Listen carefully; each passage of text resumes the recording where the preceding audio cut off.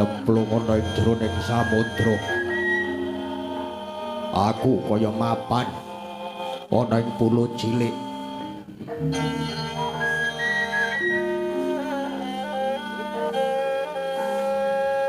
Tengahé samudra ingkang asri. Panggonan iki nengsemake nentremake batinku. Wah, iki ana bocah bajang, kowe kuwi sapa? Bratasena padha becik tekamu kulup. Ngadhep ana ing ngarsa ulun. Wah, Cumantaka. Atase kowe bocah cilik Cumantaka jangkar karo aku, kowe kuwi sapa teko ngen? Di papan dunungmu ngerti jenenge Bratasena. Werkudara, ulun iki Sang Hyang Ruci Bathara. Ulun iki ora kayogakake, ora ngayogyakake. Kahanan ulun bareng kelawan kahanan kita.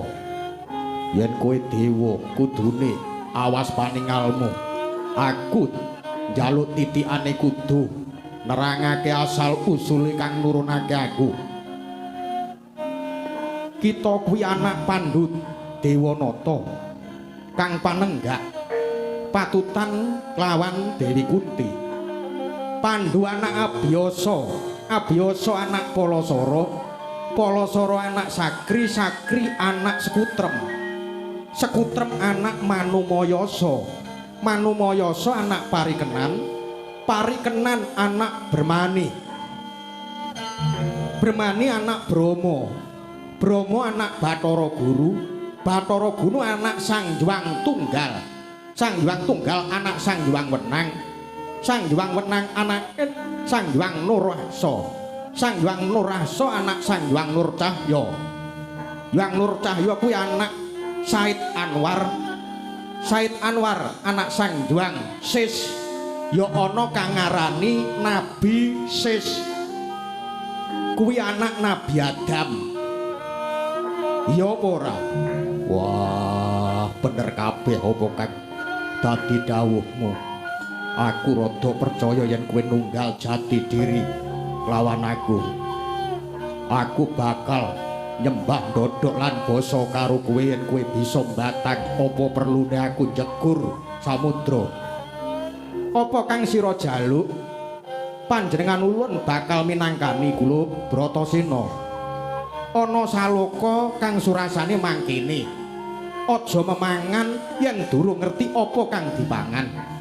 Aja menganggo yen durung weruh werdine apa kang denanggo. Aja lunga yen durung pernah papane kang sira tuju. Aja manembah yen durung pana kang den sembah. Kanthi wewarah mau mula kita ora kleru yen ngupadi dununging panembah kanthi taliti. Kita Bratasena tumuju ana ing papan mituhut dawuhe guru supaya ngupadi wujuding banyu suci Perwitasari. Ya den aran Tirta Perwita Mahaning Suci.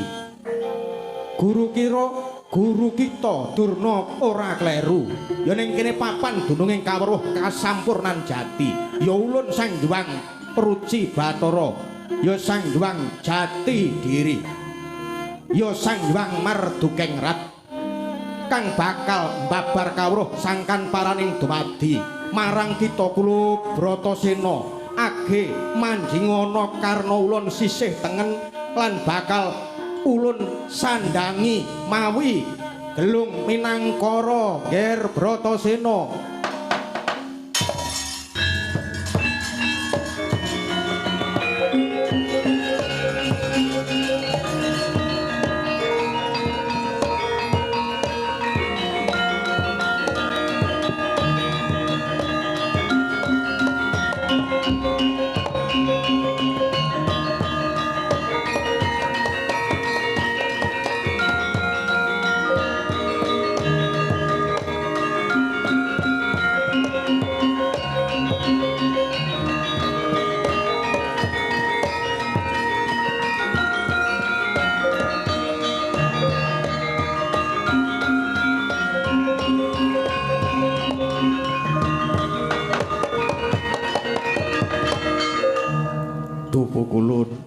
Kula boten nginten bilih paduka ngaturaken. Kula ngaturaken sembah pangabekti dhateng Sang Ruci Bathara. Ya nggih, wis dak tampa ora liwat pangestu ulun tampanana. Nuwun inggih dadosna jimat paripih dayanana kasantosan. Bratasena mula guru kita mundhut tukon tirta perwita maning suci iku bener anane. Pendhita Durna kuwi ora kleru. Tirta Parwita Mahaning Suci kuwi banyu penguripan kang linuwih. Dene Mahaning Suci kuwi tegese bening lan resik, dadi kawruh kasampurnan mau bisane ditampa titah kang uripe tansah ngagungake luhuring jiwa sarta sucining bebuden. Yen kawruh mau tinampa sadinah manungsa kang asor bebudine sisip sembire luput katuranggane kurang-kurang bejane bakal muspra tanpa guna. Malah bisa salah kedadean bakal kasempyok ing ngaradan. Lah ulun mundhut pirsa kelawan kita sause sira manjing ana ing karna ulun apa kang sira weruhi Ger Bratasena. Ulun jimat sesembahan kula. Kula kadhi mapan wonten ing papan jembar tanpa pagut piwah kula mboten saged ngawuningani kiblat.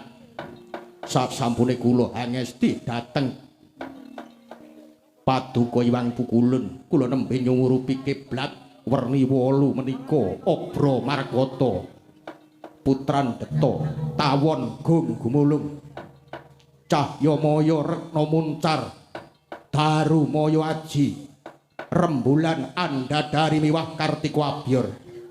Rerupan 8 mau sejatine sifat kang linuwih. Dene 8 mau dipérang dadi 2 dadi 4. Ya kuwi dat sifat asma lan apengal.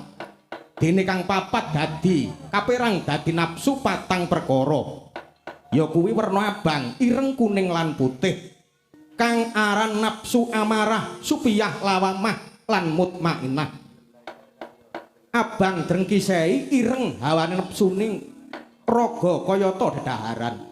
Kuning nuruti lagu cidra. Dene putih seneng teteki narima murih sampurna.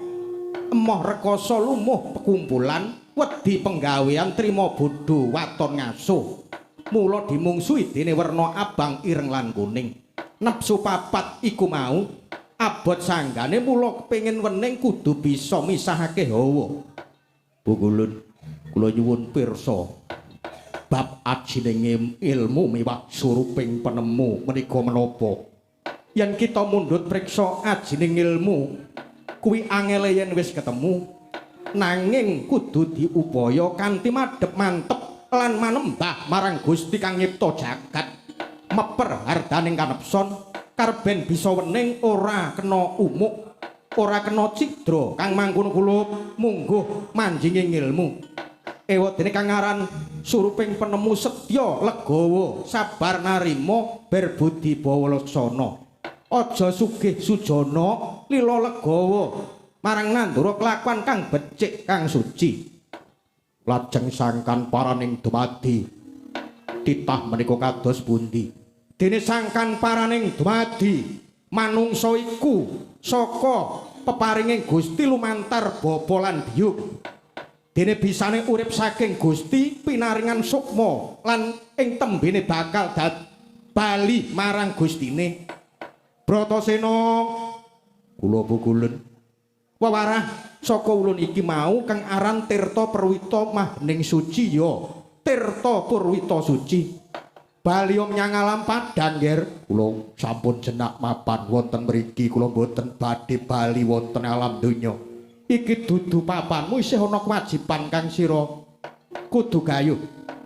Bali ya sira dinteni dulur-dulurmu para Pandhawa. Mesakake gurumu Durna kae dimungsuh wong sak jagat. Ayo, Nger. Sira tumempel ana ngasta ulun tak kipatake ana ing kedharatan Nger Bratasena.